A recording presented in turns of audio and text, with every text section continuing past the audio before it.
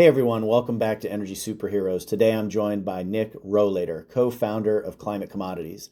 We get into what's really driving the surge in power demand and how bridge power plays a role. We also cover the missing link in accelerating the AI build-out, creativity in structuring and financing to pay for the power that's essential for AI and manufacturing. Nick shares some key insights leading to a fun and thoughtful conversation. Let's get into it. Nick Rohleder, welcome to the podcast. Thank you for having me. It's great to have you on. We did a bit of back and forth to get here. You're very busy, as am I, but it's always great to meet with a co-founder, C-suite type of a person. You're the co-founder of Climate Commodities. Tell us a little about the company.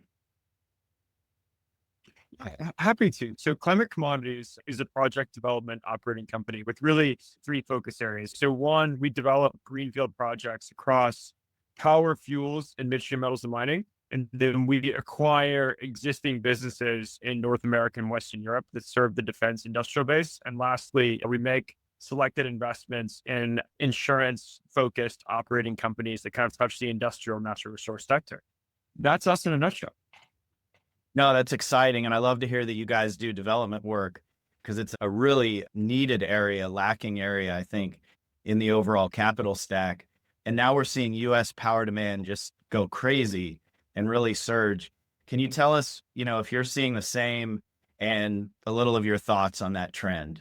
It's quite interesting. If you look at the last 15, 20 years, you had the flat to limited growth, the electricity load in the United States specifically. And there's kind of two things that came with that. On the one hand, you had an industry that was viewed as sleepy. There was not substantial growth embedded within this. And you also have an industry that's quite sensitive to movements and interest rates. And so there's an interest cyclicality associated with that and a lack of innovation, right? That comes from that sort of the confluence circumstances.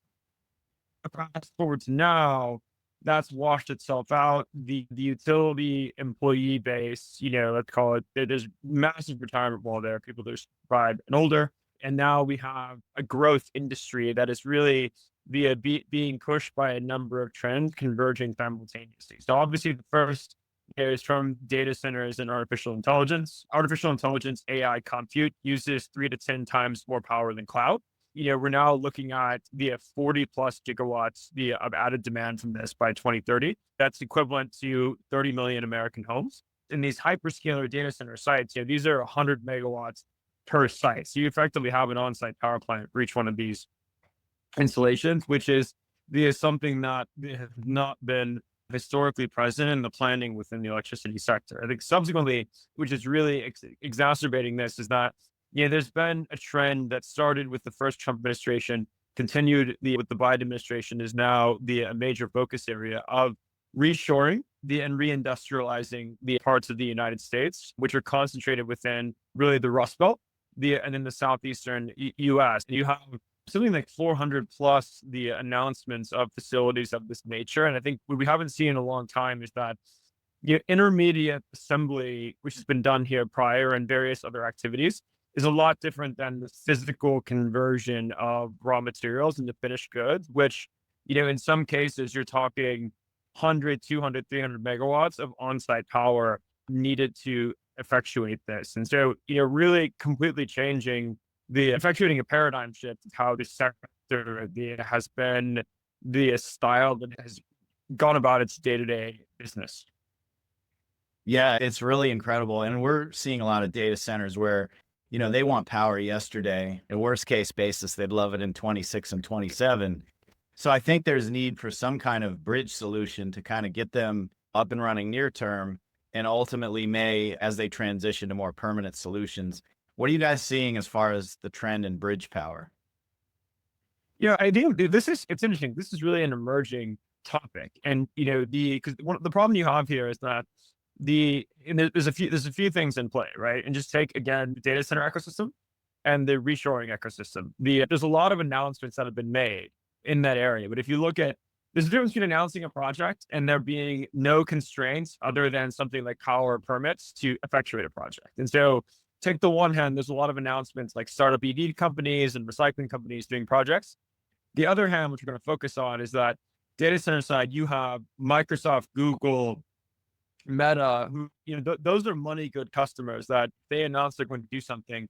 This is now a ground game permitting access to power via exercise. Similarly, looking at some of the other, you have companies like Toyota, Hyundai, large multinationals making these announcements in the US. Similar situation. They will make that investment, presuming that the permits, labor, and power are available on commercially reasonable terms. And so, from a bridge power perspective, these are 12 to 18 months out, the FID, so final investment decision commitments that are happening in the near term. Whereas the queue, within just supply chains, the permitting, regulatory structures of utilities are, in some cases, 5 to 7 years. And so there's this emerging situation right now where on the short end, you have a 6 to 12 month solution. On the long end, you have 4 to 5 year solution of dispatchable modular via bridge power, that is brought into the mix and sculpted around a near-term energy plan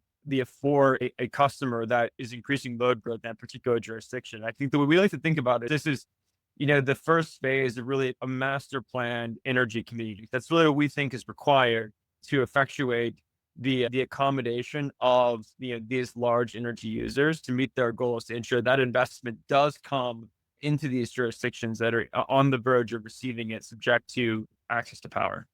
Yeah, no, it totally makes sense. And we're focused heavily in the gas turbine space, but I know there's other solutions other than just gas turbines for bridge power. What are some of the other areas that you're seeing play where people are coming in to try and get those solutions? A couple areas. I think that the four things that we've seen are obviously gas generators, the battery energy storage systems, BESS, the fuel cells and CHP, and then microgrids. And I think that, depending upon the duration, the specific site, and what the customer is trying to achieve, you'll have a combination of all of these, right? I think that the art is in the structure of the designing and setting something up and financing something to be semi-permanent. That generally speaking is rather challenging, and is a mix of a project finance and development skill set and an equipment skill set, which is something that we're having to build out in real time. I think we've seen challenges with that because these are fundamentally different disciplines. I think that from a technology perspective, and it's the same thing. We are putting together a master plan package depending upon the end user's goal, whether that be emissions related or it be urgency and resiliency related, or some combination thereof, the both. And so I think the main thing here is that you have to customize this for the end user and then adjust it to the current operating environment where you have regulatory uncertainty with supply chains and various issues that will force you to redirect your plans. As you know, nothing goes to plan, right? Especially in this world. So the way I would think about this is those are the key components of a bridge power solution. And you have to sculpt it to the end customer and adjust for the operating environment, procurement environment of what you can get on the commercially reasonable and economic terms in the present situation. No, absolutely. That's one of the tough things is, you're dealing with data center customers that live in the electronic world and they love scalability and rinse and repeat.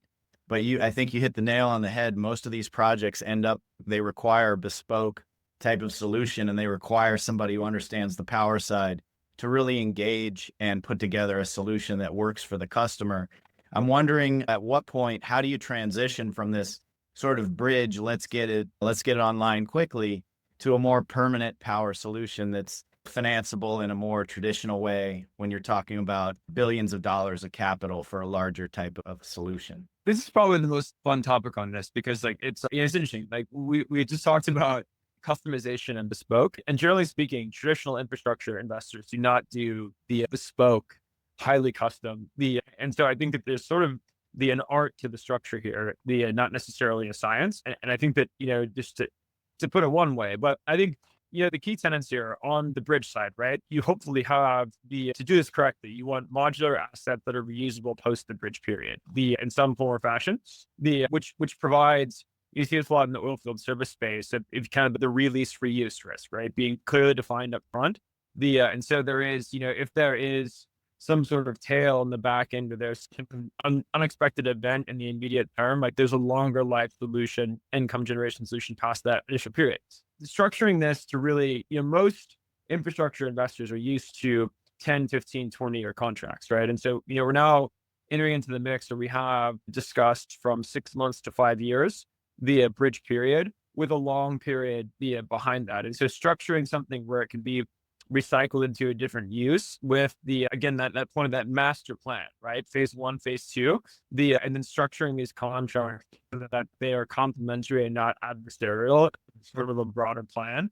I think that's what we've really approached this in that fashion so that, the end to end, that there's really like a lot of solutions here will be a bridge to bankability, whereas like the way we kind of look at this, and I think the way this is going to really be styled in the future is that you have a master plan that has continuity built around bankability throughout the life cycle, from bridge to permanent, and then with transparency with the end capital that is financing this throughout that period. I think that's the only way to really execute on this in size. I think some of the areas associated with that are just getting creative with the structure, like thinking about, okay, so like in this present circumstance, again, like in customer sensitivity, like how will they pay for this?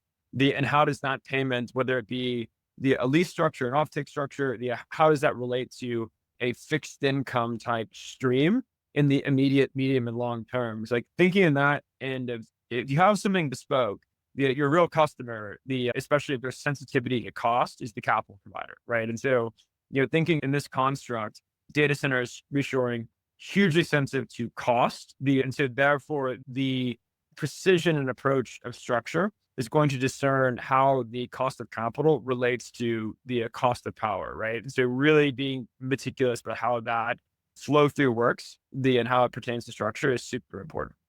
Yeah. And I heard you say structure and creativity, creative a lot. And we hear so much about innovation on the technical side, but really, you're talking about a gas turbine or a recip engine or something like that.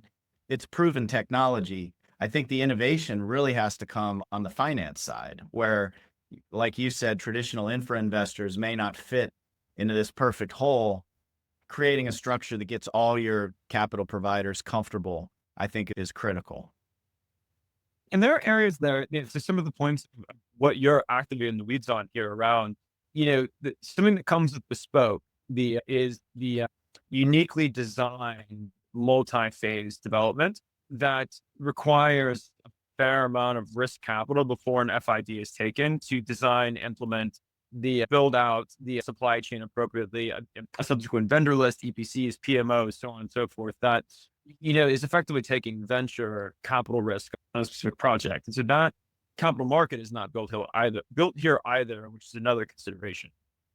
For sure. Yeah. And we talked a little in the intro about it, just creating that type of risk capital that's, hopefully able to get venture type returns, but maybe taking much more significant risk than you would at financial close or at FID, and building that out. Maybe talk a little about your experience there. I know we've worked there quite a bit.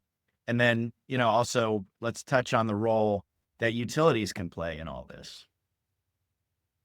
I think, to transition from risk capital to utilities, on the risk capital side, like the way that we always approach this, that you need to figure out how to style this. Like we use the word project program a lot because, a multi-project program that's well structured, it removes a lot of the binary risks that are associated with a single large facility. And I think that, the transition from the centralized, generating infrastructure to a more distributed, in customer focused approach actually lends itself well to a portfolio finance approach too, where some of these binary risks can be removed. Obviously, it's not the case in every program, but is increasingly the case relative to 10, 15 years ago, how these things were styled. Similarly, on the utility side, that infrastructure is still built out to be highly centralized. And it's becoming increasingly decentralized. And, there is a situation where the ecosystem of demand is moving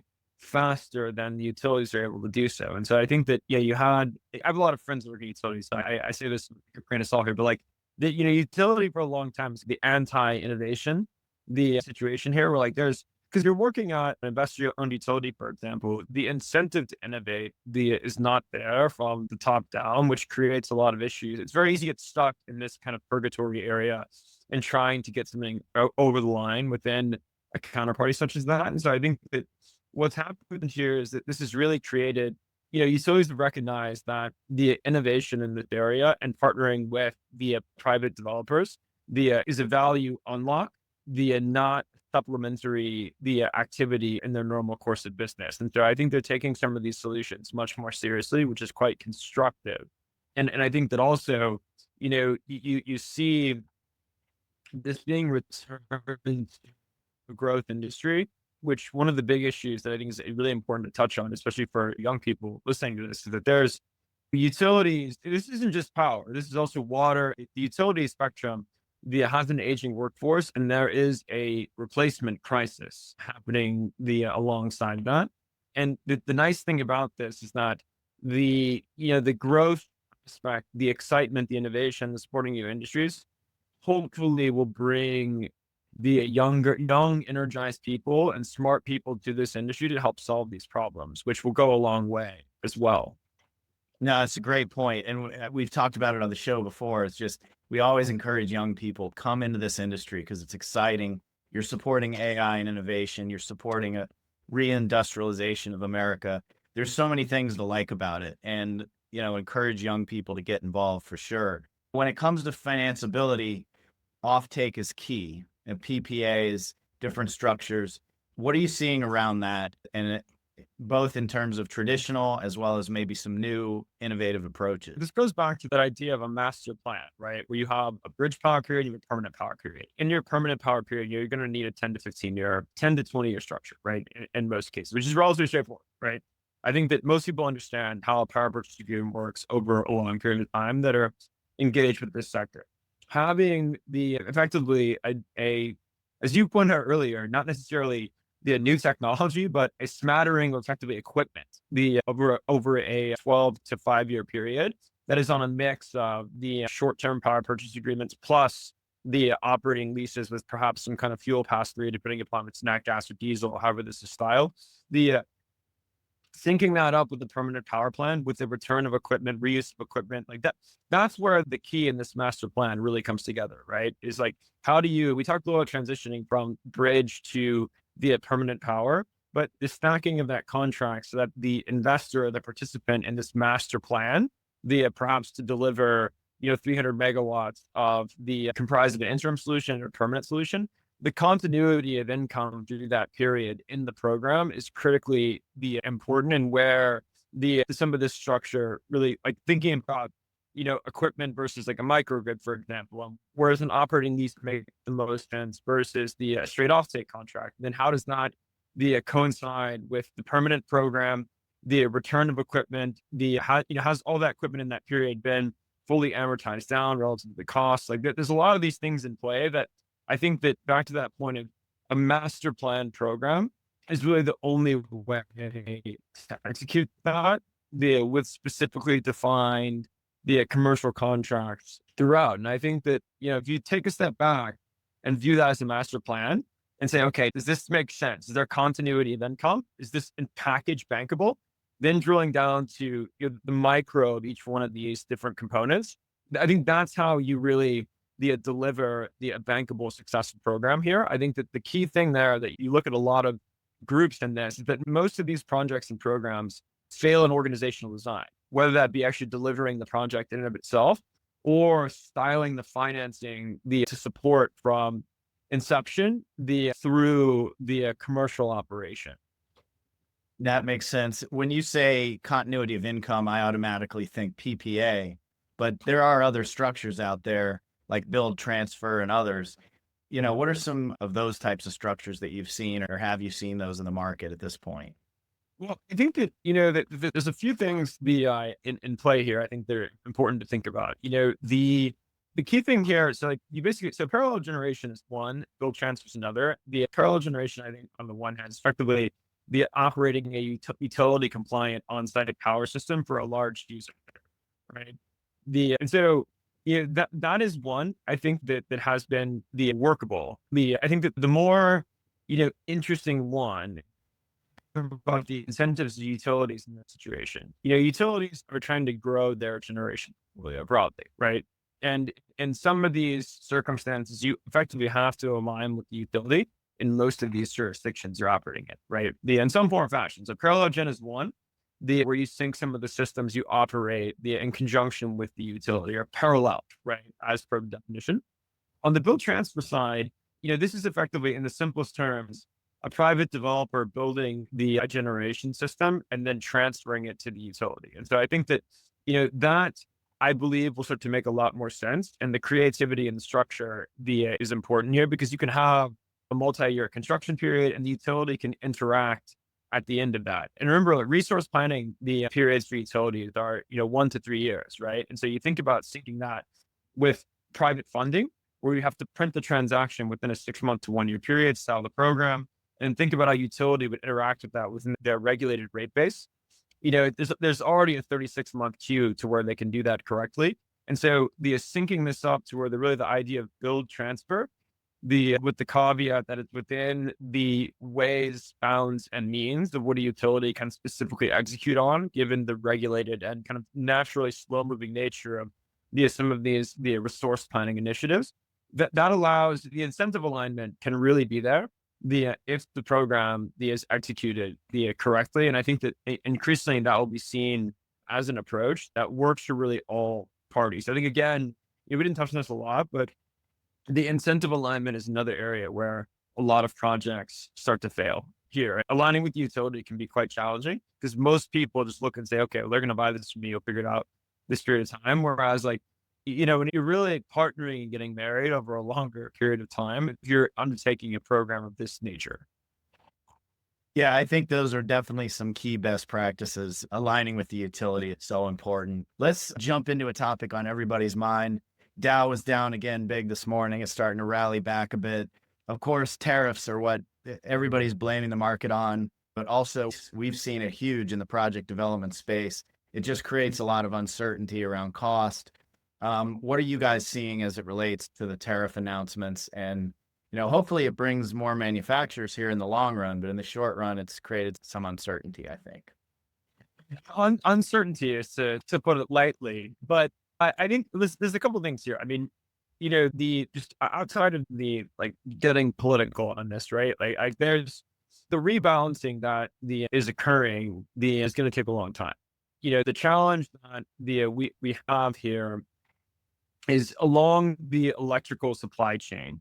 Most of this is either wholly imported from foreign countries, or the componentry and raw material is imported for assembly from foreign countries, with China constituting the lion's share of this. And just look at, like, the transformer space, for example. It's roughly 80% of transformers rely on imports, directly or indirectly, and we already have a 3-year-ish lead time, right? It's still, like, I think tariffs gap that out further into delivery times, planning timelines, which ultimately impact financial returns for investors engaged in the sector. And so the challenge here is that, like, there's not really a way to avoid. We have a problem here where this is happening at a rapid pace with power demand, the plans for data centers, plans for reshoring.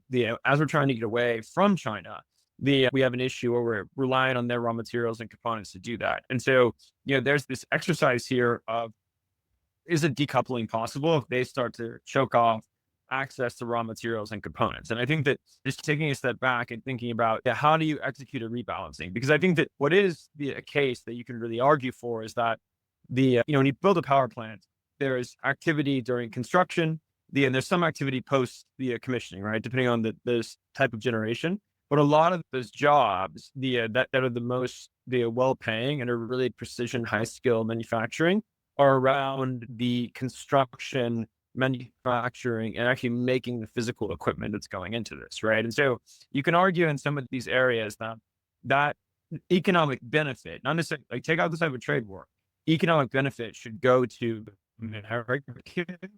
American companies are supplying the demand. That is a very reasonable the assertion, in my opinion. I think that, if you look at how this is being styled right now and how this will play out, we can't achieve our aims without Chinese products right now. And I think that if you look at some of the rhetoric that's come from Scott Bessent, which I actually thought was quite well structured. Again, not political under any circumstances here, but talking about, the Chinese, rely on the American market for consumption, right? There are certain things that they can do to have the energy self-sufficiency, food self-sufficiency.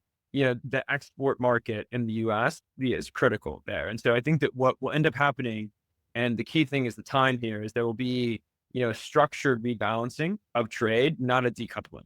That will start to see a more distributed benefit, especially on the higher skill side, where the economics are closer to parity of doing some of this activity here that supports this supply chain. The challenge that you have is in the immediate term, that this, they've said, will be roughly, the guidance has been 30 to 36 month rebalancing, which takes us through a midterm, takes us through effectively the administration's time here, which is challenging to make plans, right, as a business. And so I think, the key, the situation here, preparing for the cost increases, the buttoning down everything you can on your third-party vendor contracts around this.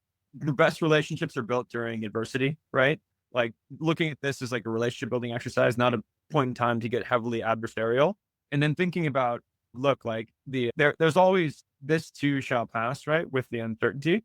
But I think that the core thing here around these tariffs, there's no way to avoid this. But the other side of this is a managed rebalancing, not a decoupling, just based on the facts of our current dependence and the nature of this economic relationship between the US and China going forward, which I believe at a certain point here will return to normalcy and allow us to execute on the build out of this infrastructure that serves the artificial intelligence, reshoring, and broader industrial base.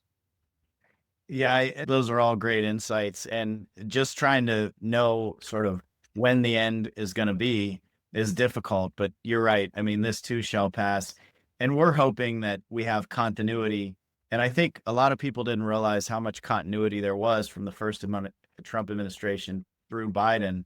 And we continue to be hopeful that people will do the right thing and that this trend of onshoring will continue. It's part of national security, and AI certainly fits into national security. So we tend to be hopeful that regardless of what the next administration holds, that we'll have some continuity of wanting to build as much electricity generation in the US as we possibly can to support the AI build out, because it's a national security imperative. And that's been the goal, I think, of the administrations past, and I think the administration now, is that, all energy is good energy, given that we have to execute this rapidly. I mean, we are going to need foreign supply chains. It's going to take us a long time we're not going to get off of that for at least 20 years, right? And so, in the immediate term, we need that componentry, or we'll never get there.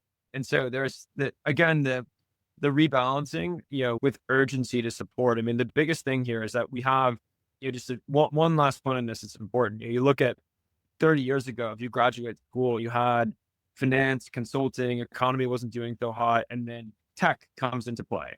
Whole new industry, really like revitalized we were going through a funky time there in the US. And we had that really created a huge economic growth engine. We're still the beneficiary of them. And I think we're going through the reimagination of the economic landscape, where hopefully the growth, the returns here, especially given the national debt.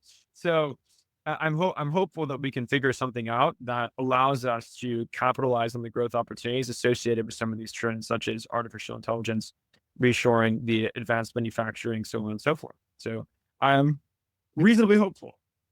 Yeah, I think hope is key. And, hey, it's impossible to get involved in these early stage projects if you don't tend to be a positive person, because you have to sort of be able to see the future and navigate through a number of landmines that I think most investors are unwilling to tolerate, that sort of level of risk.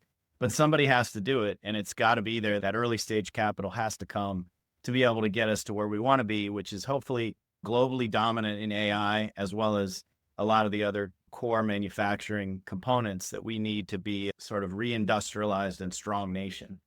Absolutely. One day at a time, to achieve that.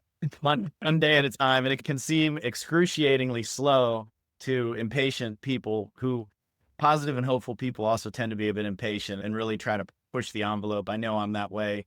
And it seems slow, but there's been a tremendous amount of progress made, I just think, over the last year. Hopefully it'll continue. Look, impatience is the cornerstone of progress, right? Absolutely. We're going to put that on the quote card. That's a good one right there for sure. But Nick, this has been super insightful. It's been great having you on. Do you have any closing thoughts for the audience before we call it a day? I don't think so. Thank you so much for having me. It's been great. Nick, thanks for being on. Co-founder of Climate Commodities. It's been a pleasure. Thank you.